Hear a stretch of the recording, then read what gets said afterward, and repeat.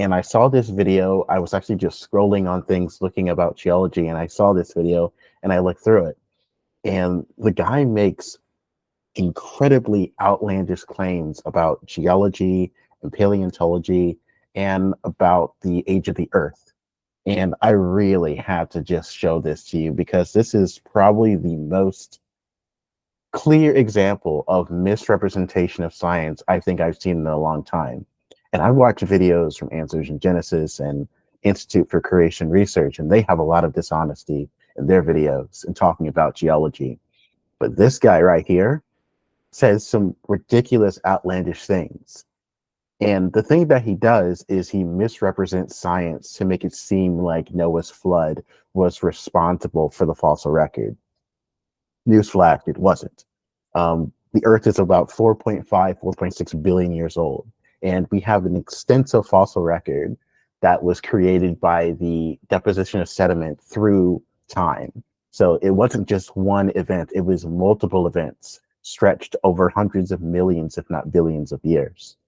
And I had to really talk about this because, again, this is one of the most dishonest videos I've seen so far. And I've kind of had conversations with him in his chat calling out his lies. And the thing that really makes me mad the most, the thing that really upsets me the most, is when people misrepresent science on purpose to make it seem like their side has the evidence, that their side is more reasonable. And I'm going to call this gentleman out because I don't like liars. And again, I'm probably going to get a lot of comments saying you should never call someone a liar. But when we look through this video, I'm going to tell you exactly why I would call this particular person a liar. Now, this isn't an ad hominem attack because, again, I don't know this person, and I'm not going to be attacking him as an individual, but I will be attacking the things that he says. In fact, I've created an entire presentation debunking everything that he particularly says in this video. And again, I don't like going after small channels like this, but again, this presentation that he was making was so full of so many errors that they just need to be called out and pointed out. So without further ado, we're going to go to the video and we're going to just look through it, and I'm going to show a presentation debunking everything that he says. The fossil evidence. Now, yesterday, I was actually at the Grand Canyon. I was doing some filming over there, and it's really a beautiful place. Always very inspiring whenever I get the opportunity to go there. And as I was up there on the south rim of the Grand Canyon, about 7,000 feet above sea level, I was just observing and even recording all of this incredible fossil evidence of sea life. We're talking about ocean shells and fossils all over there on the rim of the Grand Canyon, 7,000 feet above sea level. I mean, the ocean is nowhere near. That's super high. And there is proof that the ocean was there.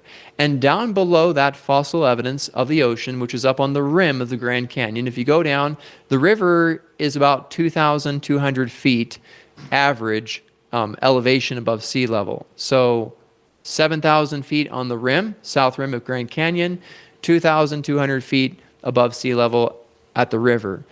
Now, between there, you have a lot of layers. And in those layers are fossils of different kinds of creatures, all kinds of creatures, land animals, and everything else. And then you get up to the top on the rim, and there are fossils of the ocean life. Now, shouldn't that say something to us that the... Okay, I'm going to stop him right here. First off, we do not find land animals in the Grand Canyon. I mean, we do find Pleistocene deposits like giant ground sloths and things of that nature in some of the cave systems above in the Grand Canyon where we have Pleistocene deposits. But most of the Grand Canyon, at least for the sedimentary rocks that are represented within the Grand Canyon, are deposited in marine settings. So he is right that these rocks are the result of ancient oceans that occurred. Now, he thinks that these marine rocks were deposited by Noah's flood, and they absolutely weren't. We have a variety of different types of limestones and sandstones and shales that have their own distinct fossil assemblages, and that represents every single layer being deposited independently from another. So we don't see these layers mixing into one another. We don't see like the fossils from the Bright Angel Shale being found in the fossils from the Kaibab limestone. And he's going to talk about some of the sponges that are found in the rim of the canyon. And it kind of just reminds me of this Tyler Creator meme. Okay. Like, okay, yeah, we've got marine fossils in the Grand Canyon. These rocks were deposited by ancient seas, by the rising and the fall of some of these ancient oceans that occurred over millions of years ago. It doesn't necessarily represent a global flood. Again, I'm going to show you because he makes these claims and he thinks claims are evidence of something, and they're not. He just makes a claim and he thinks that it's evidence. And it's not evidence, it's just a claim. And he takes this claim that sponge fossils are found in the rim of the Grand Canyon, and he says the global flood did it. Well, no, we have the representation of limestones and shales that were deposited from these ancient seas. And again, these are all represented within the Grand Canyon, but are represented independently from one another. And we're going to learn that limestone and things like that do not get formed in a global flood scenario. So let's continue. The ocean was actually covering all of these other creatures, and the ocean was actually covering all of these sedimentary layers, and most likely had a great part to do in forming these fossil layers, right? These sedimentary layers of rock, because these sedimentations, they form in water, right? So the evidence is there at the Grand Canyon that in fact, So the evidence is there of sorry, an ancient ocean environment that used to exist at one point. In fact, we find independent ocean environments, the rise and fall of sea levels, the transgressions and regressions that we see in the Grand Canyon, and their fossils are independently distinctive from one another. The Cambrian trilobites that we see in the Muab limestone or the Bright Angel Shale specifically are completely different trilobites than what we typically see in rocks that we go up into the Grand Canyon. So we find fossils different in the Kaibab limestone than they are in the Redwall limestone. So completely different fossils in completely different depositional environments that occurred. Again, most of the rocks that are found within the Grand Canyon, the base of it, it's all Precambrian. But once you start to get into like the lower portions, when you start to get sedimentary rocks, all of those are considered to be marine. And again, all of those are marine rocks that were deposited in ancient seas, independently from one another. Let me make that point very clear. Independently from one another. So let's jump back into it. the ocean covered the place. And in fact, most people, they don't even deny that. Even people who don't believe the Bible, they'll say, yeah, there was an ocean here. Okay, there was a flood, there was something here. But they don't want to conclude or believe that in fact it was the worldwide flood from the days of Noah. But again, No, it's not that people don't want to conclude. It's not that people don't want to conclude. It's people, it's not, there's no evidence of that. We understand the depositional environments and when these rocks were formed. And one of the things that I love to say when I'm teaching geology is that rocks are markers of their environment, or rocks are the marker beds of the environment. So specific rocks form in specific types of localities, and that's extremely important for understanding sedimentology and for understanding how sediments are being deposited. Rocks are reflections of their environment. Limestone, marine limestone, is going to form in ancient shallow seas. So, of course, the rocks that we find that represent ancient shallow seas are going to have marine fossils in them. That's a given. But he seems to think that these marine rocks are made by Noah's flood when, again, they're not. He's taking a specific claim and he's turning that claim into evidence. And he is deliberately being deceptive. And we're going to get into more of that. And he's going to do a really bad job on it because he's going to be talking about the Green River Formation in just a moment. And we're going to take a deep dive into that. look at the evidence. Look at what's in the rocks with the fossils and look at what the Bible says. Do we see all of the animals breathing through their nostrils, getting covered in these layers of sediment and the ocean covering them? All the evidence is there. All of No evidence, you're just being deceptive. it is there at the edge of Grand Canyon. Now, I have some more fossils to share. Here is a monitor lizard. Now, this is found at Fossil Lake, Montana. How many Okay. Okay. So I'm going to switch presentations here. I'm going to talk about the Green River Formation because he, of course, makes a big error here. Also, Lake Montana. Um, we're going to get into a moment that doesn't exist. He means Fossil Lake, um, Wyoming, which is where the Green River Formation. This is a monitor lizard or a lizard from the Green River Formation, and which is early to middle Eocene. And we're going to be jumping into that right now. So I'm going to actually share my presentation here. So the Green River Formation extends into three different states, being Utah, Colorado, and Wyoming. And it is actually a set of intermountainous lake systems. So this is a lake system, and he's going to call it an ocean deposit in just a minute. But these are large lake systems that existed in the middle of the Eocene and early Eocene as well. And these represent over 6 million years of deposition. So we have a lot of sediment being deposited in these ancient lake systems. And we know, based upon the volcanic ash beds that we see in the Green River Formation, that they have been radiometrically dated to be 53.5 to 48.5 million years ago. So these are very important rocks because they actually show exquisite type of preservation. It is known as a Lagerstätte. And there's only a few places in the world where we find Lagerstätte, or places that have extremely well preserved fossils, or fossils that have really good preservation. Now, if there was a worldwide flood that have happened, why are Lagerstättes not the norm? They are not the norm. It's as we look into the rock record. Lagerstätte are they're not as widely known. There are only a few places around the world where these very exceptional places that preserve fossils exist, and the Green River Formation is just one of those places. But if there was a global worldwide flood, we would see everything being preserved. In fact, the norm of the fossil record is everything is ripped apart and is scattered everywhere.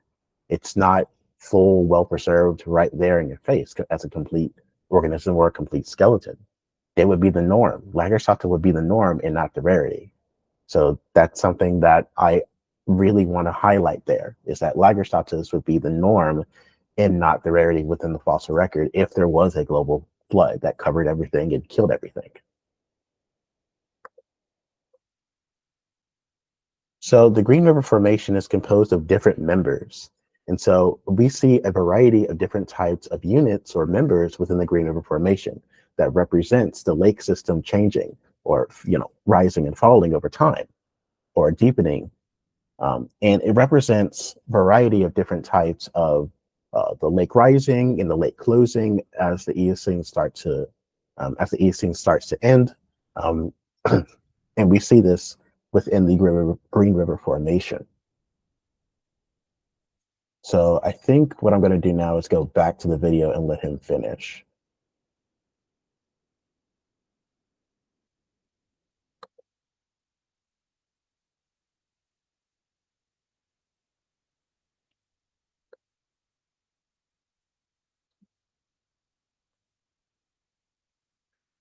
monitor lizards have you seen in the United States?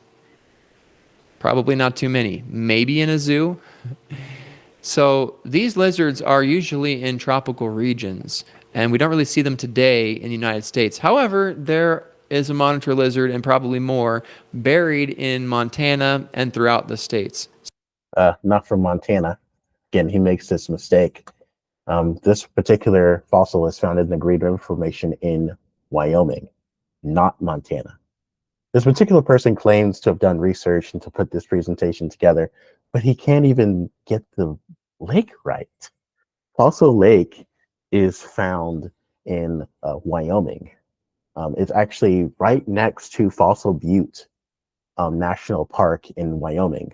It's actually there's actually a quarry right outside of Fossil Butte National Monument called Fossil Lake Safari, and you can find your own fossil fish and things of that nature from the Green River Formation. And it actually does represent a tropical environment. We have terrestrial deposits. In fact, the Green River Formation as a whole is a lake system. This wasn't an ancient ocean. And we're going to get into that a little bit later, but I'm going to continue this YouTube video. So here we have Fossil Lake, Montana. There is a fossil of a monitor lizard. Now, next to that lizard, if you look carefully at the picture, you will see a number of fish, herring fish, swimming around this monitor lizard. Oh, nope, not a herring fish. So let's go back to our presentation and let's continue with our discussion on the Green River Formation here.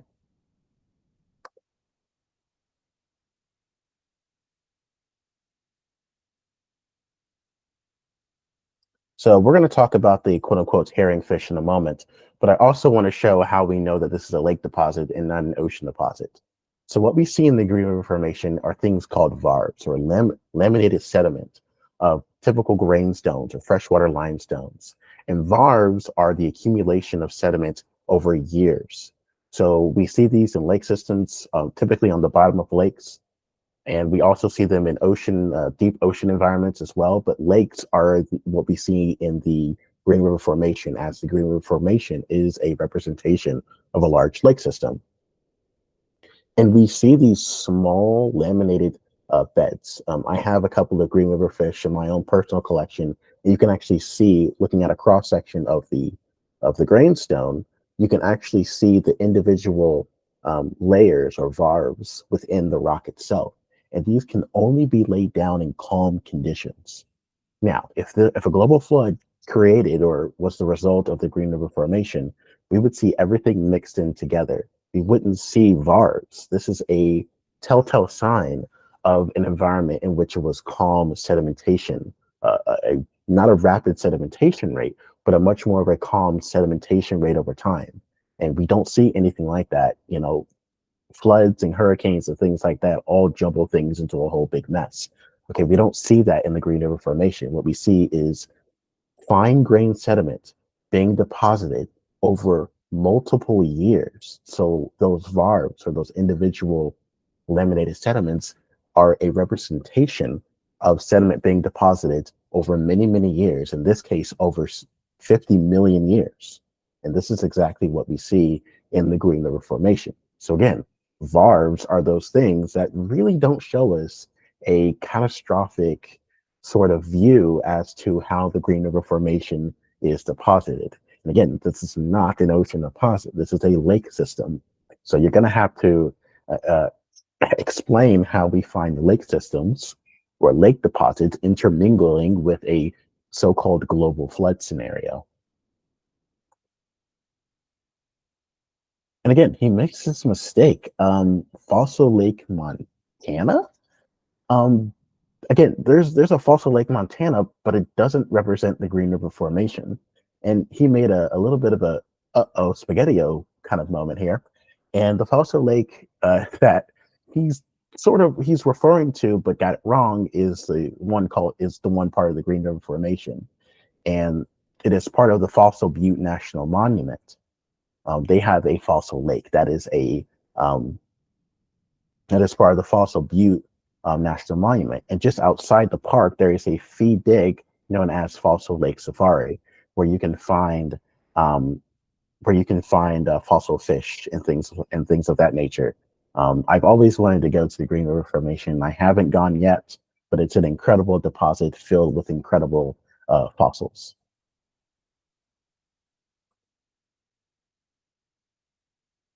And again, this is the exact same monitor lizard that he had in his presentation, and it is called Cyanua edensis or Cyanua indecidens. Sorry, this is my first time saying those words, so excuse me if I get those wrong. But it is it's extinct varanid lizard from the Green River Formation, and he is right. This was a tropical environment at one point. And again, this was no ocean. There are fossil palm fronds and different types of plants that indicate a temperate environment or temperate climate. Palms in general, only can grow in temperate environments. So we find palm fronds that lets us know that that particular area at one point was quite warm. And again, this was no ocean. This was an animal that lived on the side of the lake system and got buried and got, buried at the very depths of that lake system and then got covered in fine grained sediment um, with the combination of cyanobacteria and volcanic ash and became preserved. And because this animal was buried at the bottom of the lake system, there isn't a lot of oxygen. In fact, there's no oxygen, which makes it really good for fossil preservation. And because of that lack of oxygen, you don't really get a decay of a lot of muscle tissues and things of that nature. So your fossil or your skeleton becomes very well preserved in the fossil record. This is why the fossils from the Green River Formation are exceptionally well preserved. It's because that they were buried in an environment an environment that lacked oxygen with a combination of cyanobacteria and salt within that particular lake system. Small amounts of salt water, not the amount that would be for an ocean, but small amounts of salt water with the combination of volcanic ash and cyanobacteria that help preserve these fossils in the Green River Formation.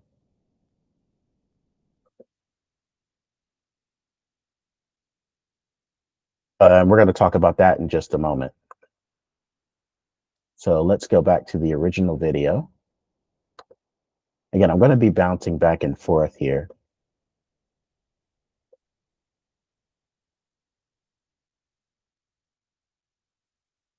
Now, why would a big lizard that doesn't really swim in the ocean be buried with a bunch of ocean fish? Right? Because this was not an ocean, and this was not an ocean environment. And I've talked about previously, we just talked about this, that this was not an ocean environment. We'll get to the fish in just a moment here. Right next to him. I mean, what happened here? How did this occur? Right? How does this lizard get buried with all these fish? And fish are one of the most abundant fossils in the fossil record. I mean, all kinds of. Citation needed on that. I mean, it really depends on like where you are, right? So if you're in an environment or if you're in an ocean environment, for example, fish could be the most common fossil. But I've gone fossil collecting in rocks that were deposited in marine sediments and in a marine environment. And I gotta tell you, invertebrates are the most common types of fossils that you typically see in the fossil record. Invertebrates make up a lot of the ocean ecosystems over hundreds of millions of years, especially when you go back into the Paleozoic. Fish are actually quite rare. It is the invertebrates that make up lots of the limestones and the shales that you'll typically find, depending on where you go and depending on where you are geographically. Of fish, even big fish. Fish as big as a car. We find this in the fossil record, and not just in North America, but all around the world. I mean, You're right. Africa and Asia and everywhere we find. Yep, you're right. We do find large to medium-sized fish all around the world. And again, that doesn't represent a global flood, though. Again, he's taking these claims and he's trying to use these claims as evidence when these are just claims. These kinds of things. So here is this great lizard in the United States, in Montana, buried with a bunch of ocean fish. Not in Montana. This is from Wyoming, and not from the ocean.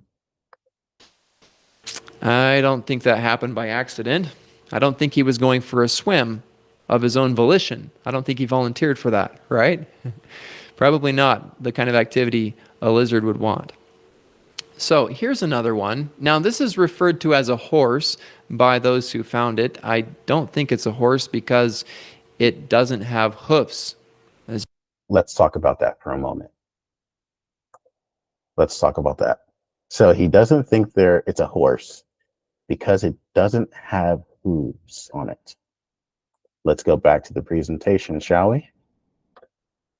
So the animal that he has a photo of is a fossil called Protohippus venticolus. So Protohippus venticolus. And it is a primitive horse. It's actually classified as an equid or part of the family Equidae. And equidae includes modern horses. So this is considered a horse relative. Now, he doesn't think it's a horse because it doesn't have hooves. Well, back into the Eocene, into the Miocene, and also into the Oligocene, there were early horses. There were things called three-toed horses. And Protohippus is an example of a three-toed horse. And we see a really good transition of horses that have the three toes into their toes being fused into a hoof structure for fast running. So we do see this in the fossil record. So this is a primitive horse, and we don't really see hooved horses until we get up into the Pleistocene. And then horses actually originate in North America. So they actually did evolve here in North America, and then they went extinct by the Pleistocene, and then they were reintroduced by the Spaniards. And so this is where a lot of our modern horses come from, because they were reintroduced by the Spaniards. But horses, the group Equidae, evolved here in North America until they went extinct in the late Pleistocene, and then they were reintroduced by the Spaniards. So yes, this is a horse. It is a three-toed horse, a primitive horse. So he's wrong there for sure. So let's go back to the video.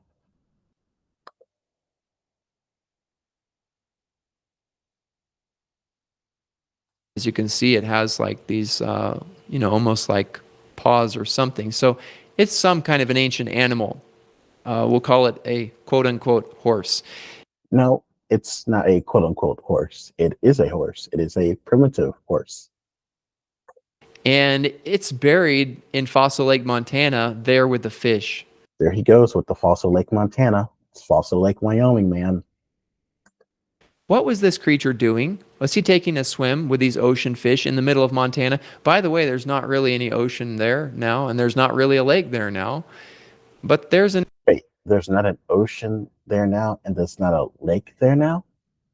So I'm a little confused. So he says there's not a lake there anymore. He's right. And he says there's not an ocean there anymore. He's also right. But okay, I thought you said that this represents an ocean environment. You say it's Fossil Lake, but this is not a ocean environment. Yet you call it an ocean when it says it's a lake. And again, I don't know why he does this, but again, Fossil Lake, Montana, again, Fossil Lake, Wyoming is where he's getting these examples from. Yeah, so let's continue. an animal buried with these fish. How did that happen? Easy. The animal was living on the lakeshore and drowned and got buried to the depths of the lake and were preserved. And as all the sediment got buried on top of the organism, crushing it flat, and we find it today. Again, why does he not think that animals can't get, or why does he not think that animals cannot drown and get preserved as fossils? We see this all the time. I mean, this happens today. Animals drown. That happens. This was a lake system, and this was a deep lake system. And so the examples that he shows are animals, terrestrial animals that fell into this lake and got and drowned and got buried in the lake system. Again, how do you go from a simplistic explanation to like this to a global worldwide flood? I really don't understand that. I mean, how did he go for a swim with a fish? And look at his bones, he got his rib cage got kind of busted up when he got stuck in the mud, buried. Well, this is due to the weight of the sediments crushing the skeleton. So if you are buried, let's say that's why all the fish are like very flat in the rock, for example. It's because of all the sediment, the pressure of that sediment building up upon you and crushing your body flat. Again, it is the weight of the sediment that compresses you into like a flat sheet, not because of some other thing. But again, let's let him continue here. Buried in that layer of sediment. I don't think he just sat there on the layer for, I don't know, 1,000 years or 1,000,000 years. Well, why not? I mean, it wasn't until that people started splitting open these limestone blocks that this course was discovered and saw the light of day after 50 million years. So yeah, this This primitive horse was buried in this sediment, in this fine sediment for over 50 million years until humans came across and found it. Again, why is that such a hard thing to believe or to accept? His bones would have decomposed, right? This Not when you have really good preservation. Again, the Green River Formation is an example of a lagerstätte that has really good preservation with a combination of cyanobacteria, volcanic ash, and a little bit of salt. That is a really good preservation agent. All of those things are help the animal to be preserved, and decomposition doesn't really happen all too much when you get buried in a lake system like this. guy had to be buried. And again, how do you get those fish there? Buried with the fish. It was a lake system. Again, does he think that all fish lived in the ocean? Does he not think that there aren't any fish that live in lakes? I don't really understand why he thinks this isn't a lake system because there's fish. And he's going to say in a moment he thinks these fish are ocean fish. And we're going to get to that in just a moment here. Well, here's another picture from Fossil Lake, Montana. We have long-tailed turtles buried out there. You don't find these kind of turtles out there today.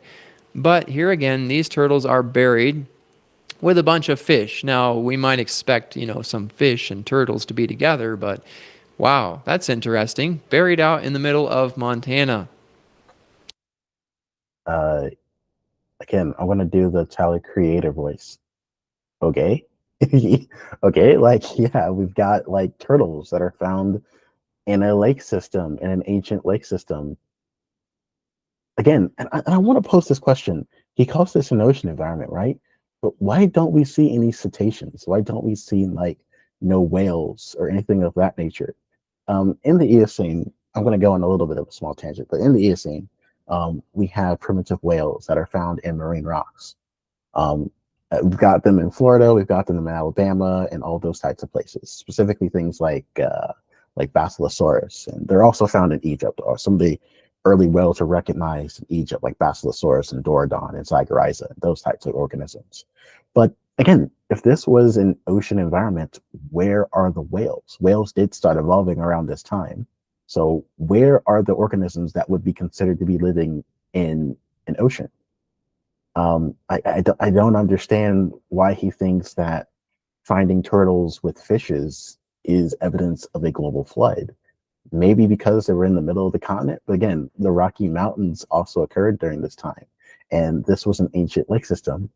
So I don't understand why he thinks turtles and fish is evidence of a global flood. We see turtles and fish. I mean, I've got a pond in my apartment complex that has turtles and fish in it. I wouldn't call that an ocean environment, right? It's a pond. It's an estuary. It is a lake. Maybe not a lake, but a pond that we have turtles and fish in. Again, I don't understand why he thinks turtles and fish together in the same rock shows a global flood. And mind you, these are freshwater turtles. These are not like sea turtles or anything like that. Um, I, let's continue to play. I'm just baffled by the ignorance that he's showing of just basic geology here. Here's another one. Stingrays. Stingrays like to swim in the ocean, right? But these ones are buried in Fossil Lake, Montana, under Montana soil. How did that happen? How did these ocean creatures, these stingrays, get in the middle of Montana, right? Man, I wish he would stop saying Montana because it's wrong. I mean, at least he got the name of the stingray right, but these aren't ocean stingrays. These are freshwater stingrays, as we're going to get to in a moment with our going back to our presentation here.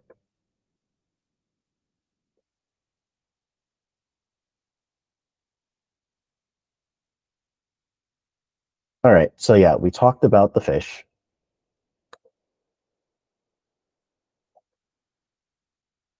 So let's continue. Oh, and here we are, stingray. So he mentioned the stingray, and the stingray that he talked about is Astragon malonii. It's an extinct freshwater stingray. This is not an ocean stingray. This is a stingray, a ray that specifically lives in fresh water. Maleobatids can live in fresh water and salt water. So again, I don't understand why he's saying that stingrays all represent an ocean environment when they don't. The Green River Formation is a representation of a lake system, not an oceanic system. So again, this is a freshwater stingray, and maleobatid or maleobatoids, which is where stingrays are a part of, are found in freshwater lake systems as well. And we find plenty of them in the Green River Formation. And again, these finding this particular genus of stingray that actually has never been found outside of the Green River Formation, that lets us know that this particular ray evolved in freshwater lakes. This particular ray is found nowhere else. And there's actually, I believe, 2 or 3 representations of different maleobatoids or these particular type of stingrays found in the Green River Formation. And they're found in nowhere else. So this represents that this particular stingray evolved in freshwater lakes. Again, this is a freshwater ray. This is not an ocean ray.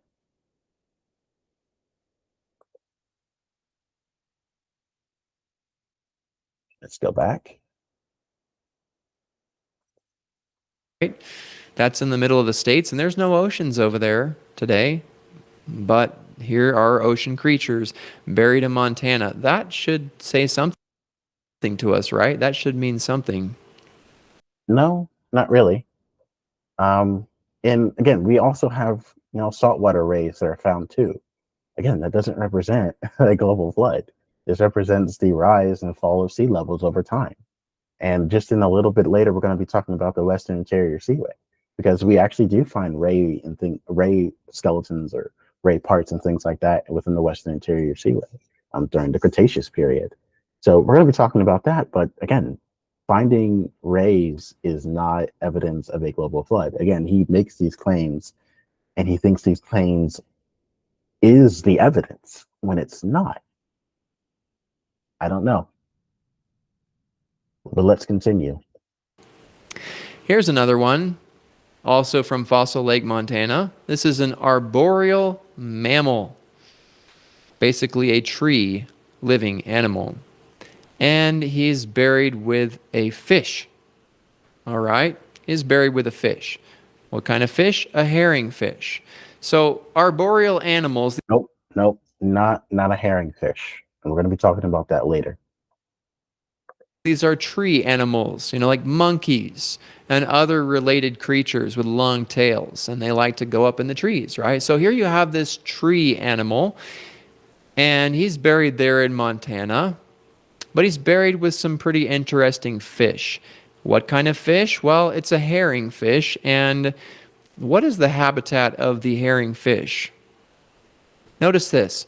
These fish live primarily in pelagic or coastal waters. In pelagic habitats, they swim through the open ocean in large schools. All right, so let's talk about that for a second right there. Again, this is some blatant misrepresentation here that I've seen from him. And it's just really bad, guys. I'm not trying to pick on this dude, but man, this is just some really bad misrepresentation here of science, and I hate it. I really do. So let's go back to our presentation here.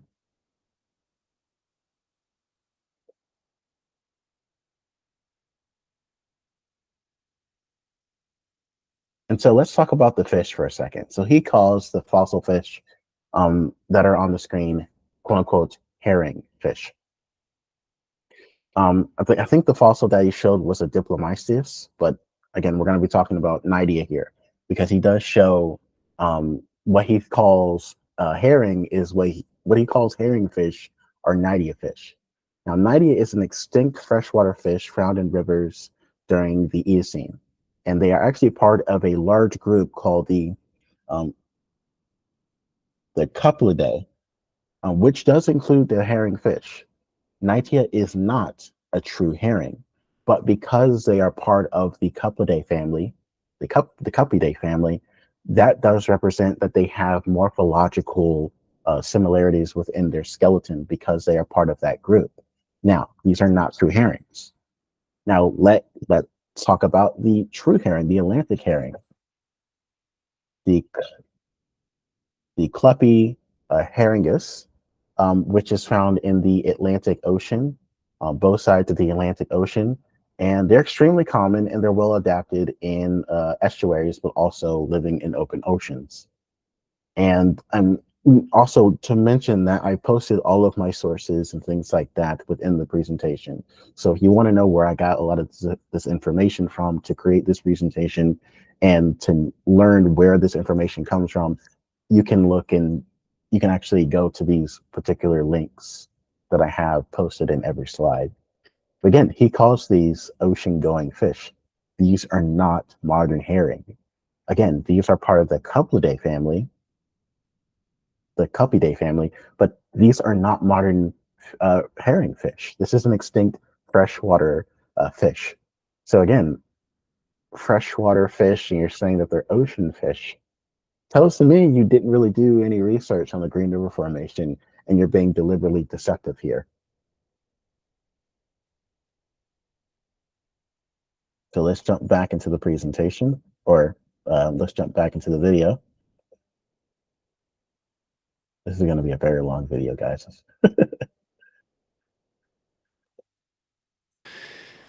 So the herring is an ocean fish, and they love to swim in large schools throughout the ocean. And yet here we find a tree animal, for lack of a better word, a monkey, some kind of a tree animal, whichever kind, right? He's got a long tail. And did he just decide to jump out of the trees and go for a swim with these fish? And then he got buried there in Montana? And by the way, how many monkeys are in the United States today? I don't think there's any except in the zoos, right? We don't see. First off, he informally calls these monkeys. I don't know why he does that. Again, being deliberately deceptive. This was an early primate. And we do see the evolution of primates in North America around in the Paleocene or the Eocene. So primates did evolve around that time. So you're right in the time when early primates did come up into the scene. So again, this is an early primate. This is not what you would think is a modern monkey. So again, either he doesn't know that this is an early primate, or he, of course, is being deceptive. And he definitely is being dishonest here. And I don't like it. See them out in the wild, not in the United States, but there it is in Montana, a monkey or a tree animal with a long tail, and he's buried with herring fish from the ocean. No, he is buried with fish that lived in a lake system. Again, this animal was buried, the primate that he showed fell and was buried into the lake system. How was that? How is that hard to accept? Why do you have to make up some fictitious thing like a global flood, and you believing the global flood caused the death or caused the burial of this primate with these lake living fish? Again, I'm just baffled by his misrepresentation here. It's just ridiculous, man. Like animals drown all the time and get buried. Why is this not something that you accept? I don't understand. Again, he just continues to push this narrative of the global flood and these fish being ocean fish when this is a freshwater lake system and these are freshwater fish, not lake or not ocean. How did that happen, right? I mean, was that just millions of years or billions of years of evolution that the fish just decided to swim up on land and dance with a monkey? Or, how did that happen? Dude, come on. Seriously? Right? So the evidence here tells us that the ocean was covering Montana and that a monkey got buried with a fish because the monkey was swallowed up by the waters too. No. I mean, there were parts of Montana that were covered in ocean. Specifically during the Cretaceous period, we have the deposition of like the Bear Paw Shale, for example. But again, And the Bear Paw Shell represents an ocean deposit where we find like ammonites and mosasaurs and plesiosaurs and different types of fish. Again, this was a marine unit. The Green River Formation is not a marine unit. It is a lake system. He was swallowed up by the ocean. He somehow met this herring fish's ocean habitat, and they were buried together in a bunch of sediment. And where did that sediment come from? I mean, that had to be pretty violent and pretty quick sort of death, right? Where they all got just compacted into this sediment, into these layers of sediment. I mean, it had to happen that way. You can't just throw them on top of the ground because they're going to decompose and you're not going to get a fossil. The fossil happens when these creatures are compressed quickly into mud and they're left there. And again, you don't need the ocean to do it. The preservation of fossils can happen differently and independently from one another. Yes, the most common way is typically in oceans and or in lake systems. But again, you don't necessarily need that to preserve fossils. Again, what about the fossils that are preserved in like tar pits? What about fossils that are preserved in amber? We find like insects and lizards and things of that nature preserved in amber. Okay, yeah, the most common fossils to be found are in rocks that have been deposited in water, but again, that is not the only way to get a fossil. What about the fossils that are found in Nebraska, for example? The ash beds in Nebraska where we find like fossil rhinos. I forget the name of the locality, but I believe it's called, I think it's Ash Falls National Park or something like that. Forgive me if I get the name wrong. But it's a volcanic ash deposit that preserved and killed off a bunch of rhinos. And we find them in Nebraska. Again, that was not deposited in an ancient flood or a flood system or anything like that, not even from the ocean. So he seems that because something was preserved in rocks that were formed in aquatic environments, that seems to be a global flood happened. And again, that's just utterly ridiculous. Again, making claims and he's pretending these claims are the evidence. The impression of them remains. They become fossilized, right? Pretty amazing what happens here. So we have an ocean creature and a tree creature buried together in Montana. Neither of them have a natural habitat in Montana, but there they are today. They did have a natural habitat at one point. Again, they're not from Montana, but they did have a natural habitat at one point. They lived in a lake system. They lived in an ancient lake system. That was their habitat at one point. There's not a lake anymore, but over 50 million years ago, there was a lake. That was an ecosystem at one point. It's not like we just find these animals just like buried with no rhyme or reason or rhythm. Okay, we find other things in their environment that got buried with it too.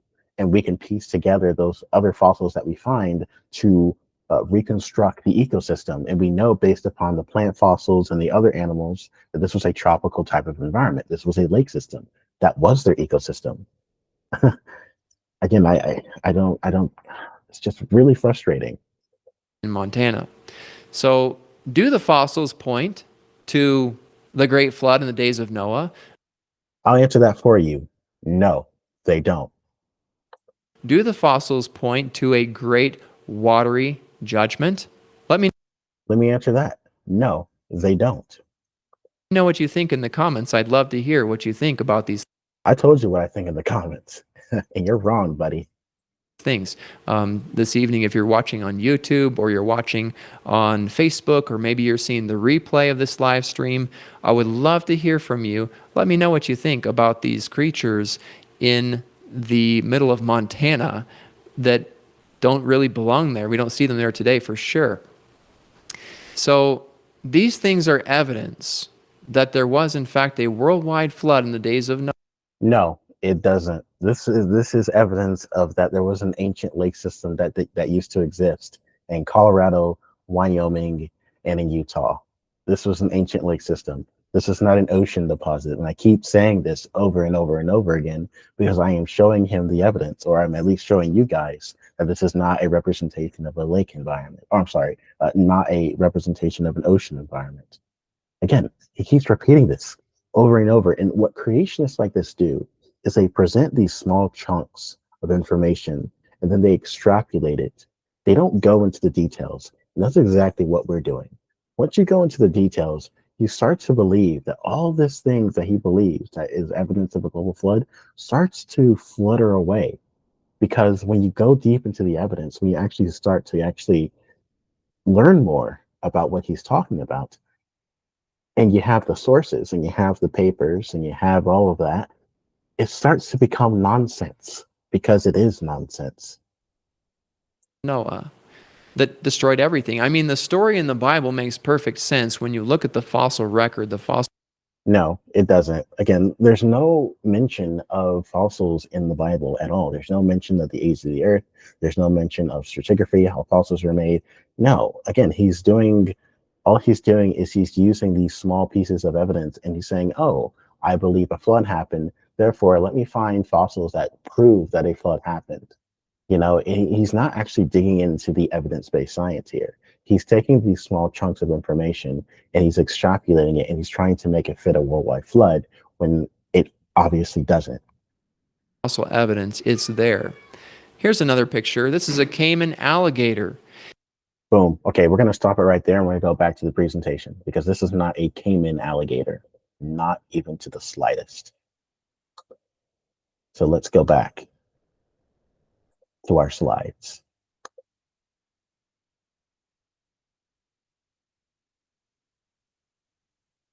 Oh, also Ferriotis, another fossil fish. Also from the Pliocene to the Eocene rocks found in Australia, Europe, and North America and South America.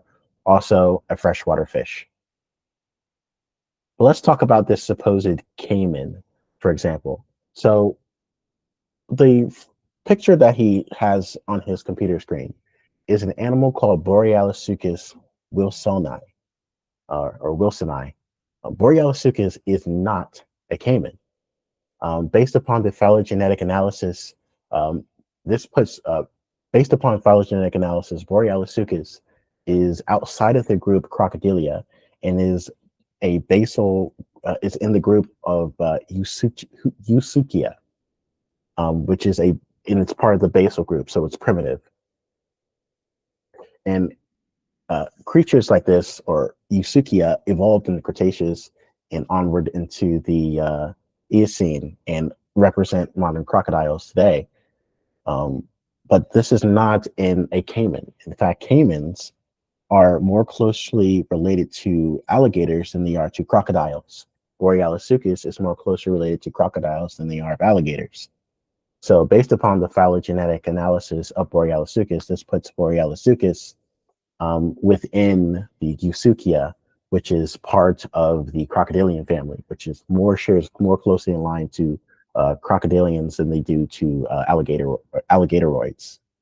So I wonder if you can see my cursor, but there's crocodiliomorph right there. And then here's Eusuchia right here. So Eusuchia is outside of the crocodilians. So this makes Borealisuchus not closely related to caimans at all.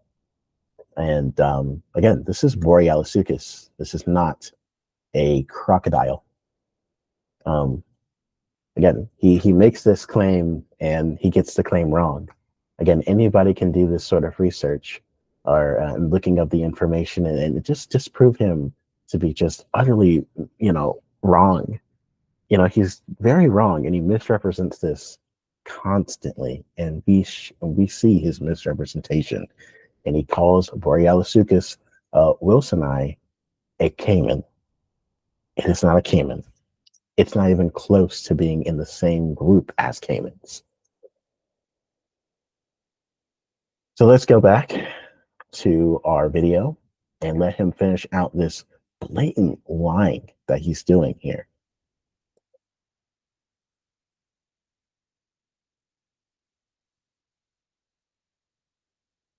And this caiman alligator is buried with a bunch of fish. Now, of course, these things swim together. Of course, alligators can swim with fish. That's somewhat normal. But it's pretty interesting that we see these things buried together, right? In the fossil record, there's an alligator and there's a bunch of fish, similar to the ones we would see today. Here's another. I believe those fish are Persicaria. Again, freshwater fish. This is those two fish are Persicaria, which are freshwater fish, and this is not a caiman. As far as I can tell, this is Borealis. Again, I could be wrong because now that I look back, and this is probably not the same animal, but this is not a caiman whatsoever. Not even close. Another very interesting one. Now, this is in Wyoming. That's a different state, right? Wyoming, here in the United States, Green River Formation, Wyoming. We find every single fossil that he showed was a Green River Formation. And all of those fossils are from the Green River Formation. So again, I don't know how he's doing this research or quote unquote research. I don't know how he's doing this, but all of those fossils are representations or come from the Green River Formation in variety of different places in those particular states, specifically from Wyoming. Find a stingray in the middle of Wyoming. Now, we've already seen one in Montana, or a couple of. Not from Montana, it comes from Wyoming. All of these fish are Nidia fish. And this stingray, again, we talked about Nidia and we talked about stingray. These are all freshwater organisms, not ocean-going creatures. Of them in Montana.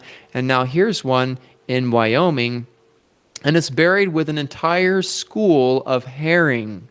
I mean, not herring, just Nidia fish, freshwater Nidia fish. These are all ocean creatures, right? And this is not an ocean-going environment.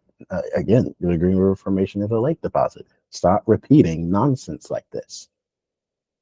There they are, buried in Wyoming. Why are they there? Why was the ocean in Wyoming? What was it doing there? Well, again, there was ocean in Wyoming many different times. It just wasn't just one time, but it happened many times. And again, this is not a ocean environment. This was a lake deposit. We do find ocean-going creatures within Wyoming. You find Jurassic rocks, for example, that have like plesiosaurs and ichthyosaurs and things of that nature, and ammonites, for example. But again, that's a completely different thing from this particular formation. Right? Well, how did it get down to all of these layers? I mean, these are layers below the surface of the earth. You have to go down and explore these layers, and you can. Not necessarily. I mean, this stuff is on the surface. So there are places in Wyoming, Montana. I'm sorry, not Montana. I'll repeat what he was saying. Wyoming, Colorado, and Utah, where the Green River Formation is exposed. You don't have to go far at all. This stuff is above the surface. It is on the subsurface because it was pushed out due to plate tectonics. So this stuff, you don't have to go down. It's not like you have to get a shovel and dig down deep to find this stuff.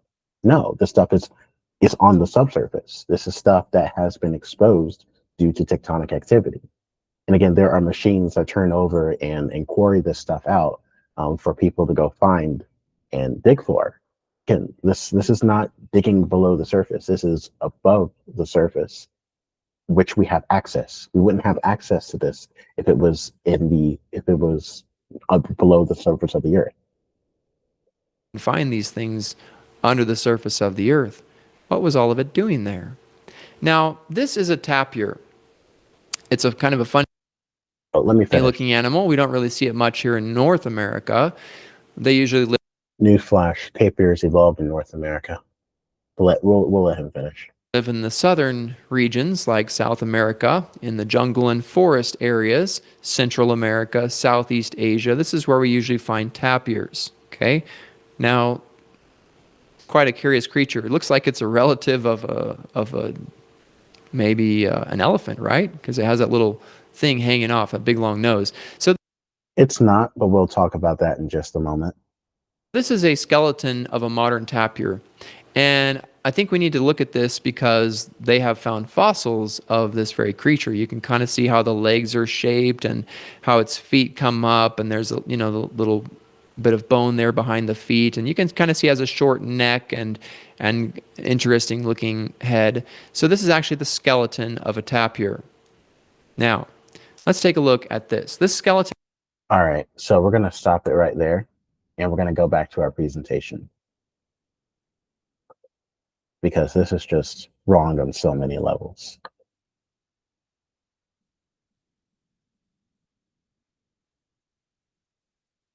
So enough with the crocodilian. So yeah, so he brings this up, and he calls this particular fossil a tapir. This is not a tapir. If you look at the skeleton, it has 3 toes. This is a primitive horse, and he says that it's a primitive horse, but he just completely dismisses that.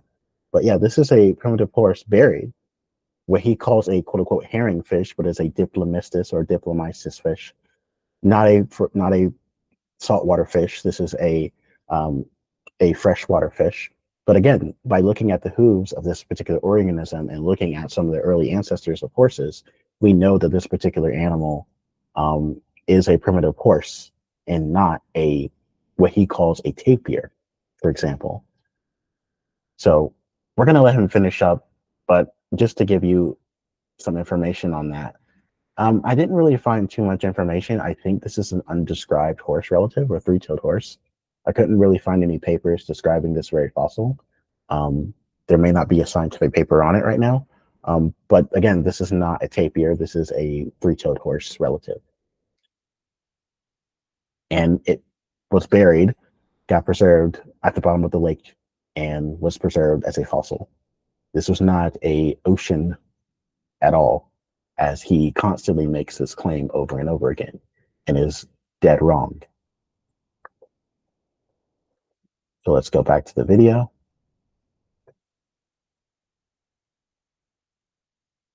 Was found in 2015 in Green River, the Green River Formation in Wyoming. Okay, 22 inches long, and they claim it's a relative of the horse, but I don't think it's a horse because look at the feet. And you're wrong again. It's a primitive horse. This is a 3-toed horse, 3-toed horse relative. This is even, 3-toed horses are classified as equidae, and they're in the family Equidae, so they are horses. They're not the modern horses that you know of today, but this is a primitive horse, and like I said before, horses evolved in North America. So, again, he just completely dismisses the idea of it being a horse because it has the toes, because it doesn't look like a horse. This is not a modern horse. This is a primitive horse. And look at the back of the feet where they join to the leg bones. You can see that bone sticking up there. This is really looking a lot like the tapir skeleton. Of course, it has a short neck. It doesn't look anything like a tapir skeleton. And we're going to get to that in a moment, but okay. It has a head looking very much similar. But you notice this creature is very twisted, right? He's just very twisted there in the sediments, in the mud. He's just crunched. His rib cage is broken. I think he probably met a violent burial. Wouldn't you guess that too? I mean, a burial, violent burial, okay, who knows? But again, how does that show a global flood? We see fossil organisms being violently buried by many different things. It doesn't indicate a flood was the cause of it. That he met some kind of a violent burial in the mud layers, right? In the sediment, as this muddy, watery substance just envelops him, and he rolls and crunches there, and he's stuck in the layers, and he becomes a fossil. And today we find this fossil, 2015, and we're able to look at the fossil of this creature who died in a great water catastrophe and in the layers of mud and sediment. Now, what else is interesting about this creature? What is he buried with? Did you notice? What is that on his leg? Oh, that's the end of a fish, right? That's a tail of a fish on the leg of this creature. It's a herring fish from the ocean. No, it is not a herring fish from the ocean. It's not even a herring. It's Diplomyceus denatus, which is a freshwater fish. This animal drowned in the lake system and got buried under sediment and got preserved as a fossil with the Diplomyces fish. Again, the blatant misrepresentation is mind-boggling here. Absolutely mind-boggling. He just says they're ocean fish because they look like herring, and because they look like herring, it is a herring. Therefore, I'm going to call it a herring, and I'm going to say that this was deposited in an ocean, when in fact it wasn't. And again, it says like fossil lake, not fossil ocean. I don't. This is crazy. This is just some bad misrepresentation, horrible misrepresentation by this dude. Why is this tapir buried in the middle of the United States in Wyoming with an ocean fish? Good question. It wasn't a tapir, and it's not an ocean fish. So we're actually going to be looking at tapirs. So we're going to stop his talking, and we're going to go back to the presentation, and we're going to talk about tapirs for a second, or tapirs, however you want to say it. So let's talk about tapirs for a second. So there are three. There are 38 extinct tapir skeletons, or tapirs described. Tapirs evolved in North America during the Eocene and went extinct in North America by the end of the last ice age. They crossed into South America and Asia by a land bridge connected by North and South America. And since then, there have been the only extant, the now living examples of tapirs are only found in South America and Asia. So we do have fossil tapirs that are found in North America. These are just three representations of those 38 extinct tapir skeletons that we are tapir species that we find. The one that I typically see the most of is Tapir veroensis, but there also have been different species of tapirs that have been found. Some nearly complete skeletons have been found in the Gray Fossil Site in Tennessee, which is Miocene in age. But all of these are representations of extinct tapirs that have been found in North America. And again, tapirs are they evolved in North America, and later on he calls this animal, oh, it has a proboscis, or like this trunk. So he calls it it may be a relative of a horse. But if we look at the tooth dentition, if we look at the dentition of tapirs, we know that their cusps are actually more closely in line or related to rhinos than they are of horses. This is not a horse, tapirs are not horses or closely related to the horse. Based upon their tooth morphology, they are more closely related to rhinos. So tapirs are more closely related to rhinos than they are to horses. Now they're all prisodactyls. But tapirs are more closely related to rhinos based upon their dentition and their skeletal anatomy than they are of horses or elephants or things of that nature. So again, this is the kind of thing that you can find online. This is the kind of thing that you can do and debunk him, and it doesn't take that long to do so. So let's go back to the presentation, or I'm sorry, let's go back to his video, and let's finish this off.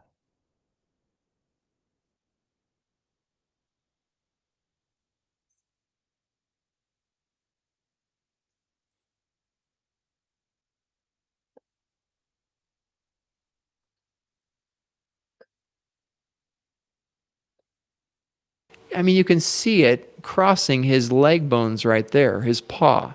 You can see it crossing. And there's not just one fish, but I think there's actually some other fish here around this particular fossil. But just notice that fish. I mean, it's so clear that he's buried with this ocean fish. I mean, did he decide to go for a swim? I mean, I've never seen this creature in North America before.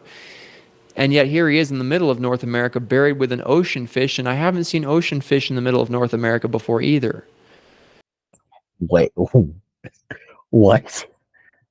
So because you've never seen ocean-going creatures in the middle of North America, that means a flood is the result of that? Dude, What? Like, come on, man. Seriously? Like, we have ocean deposits that are found in the middle of the continent, and they're very common. Like, you can go in places in Wyoming, Montana, any and literally anywhere in North America, and you can find ancient deposits of ancient seas, um, from over hundreds of millions of years. I mean, I'm going to talk about the Western Interior Seaway later on, but again, is how is this something that is not common, or how do you think that this is something that you think is hard to accept, that the ocean was not always here, or the ocean was not always like the ocean we see today? Sea levels have risen and fallen over millennia, and the rise and fall of that sea level is what deposits the sediment that we see, honestly, in the middle of the continent. I mean, I have collected fish fossils before, bits and pieces of like shark's teeth, things like that. And he's going to talk about sharks in a bit. But again, how is this something that is not? How do you? The amount of misrepresentation is honestly just. I have no words, because it's like I don't understand why he thinks that finding fossils in the middle of the continent is somehow a big, "Wow, that's crazy" moment. I mean, it's cool. It is pretty insane that you can find fossils where there's no ocean now, but we have explanations to why we don't find the ocean anymore. Plate tectonics, for example, is one of the reasons why we don't see that ocean anymore. But again, I don't understand why this is a big, you know, why this is such a big deal. right? So that probably wasn't an accident, right? There's probably something to that. There's probably something to this fossil, right? It would suggest to me that this land animal was buried with ocean creatures in a great water catastrophe, and his rib cage was broken and twisted as he was swallowed in a big amount of sediment. And wrong. Again, wrong. This is not a representation of an ocean deposit. Once again, this is a lake system. This animal was buried in the lake and got covered in sediment and got preserved as a fossil. Again, big deal. Let's just grant that he's right. Let's just grant that this was an ocean environment. How does this represent a global flood scenario?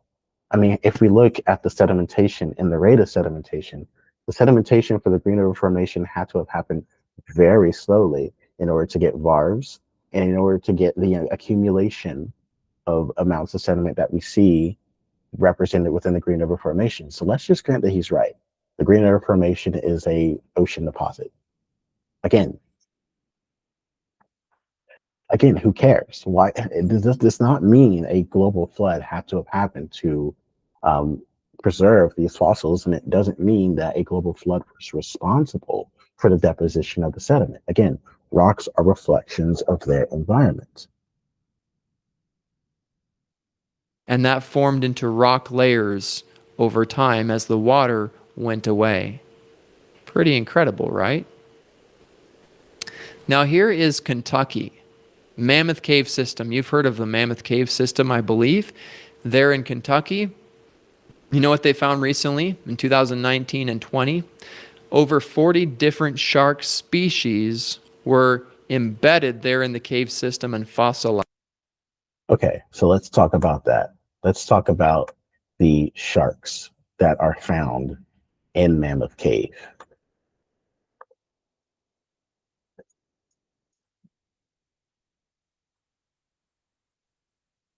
So he mentions Mammoth Cave. Now, Mammoth Cave is a very interesting fossil site. It occurs in Kentucky, and the rocks that we find in the Mammoth Cave are limestones and shales, marine limestones and shales. They were deposited in the early portion of the Carboniferous, and this is when Kentucky was covered under an ancient shallow sea, about south of the equator. And this deposit occurred, and you have many different types of organisms that are found: crinoids, cephalopods, gastropods, bryozoans, and things of that nature. And there are at least 3 different types of members within the or formations within the Mammoth Cave system. So you've got the St. Louis limestone, which is the oldest. You've got the St. Genevieve limestone, and then you've got the Girton Formation. All these are representations of limestone units that were deposited in this ancient shallow sea during the Carboniferous period, somewhere between 340 to 345 million years ago. And the cave actually formed by rainwater percolating from the limestone, and it ate away the limestone, eventually forming this cave system over time. Cave systems this big, this is one of the largest cave systems, I believe, in North America. And this is a huge cave system. How can a cave system form less than 6,000 years? This is insane. Cave systems like this take very long periods of time to form. Again, you're talking about eating away the limestone over long periods of time, creating cave systems. This does not happen very quickly. It happens very slowly. And again, the formation of limestone is also a very slow process. You're talking about massive accumulations of calcium carbonate in less than 1 year. That's insane. Calcium carbonate, rocks like this, or like marine limestone, takes hundreds of millions of years to form. And an example, this is what we find in the Mammoth Cave system.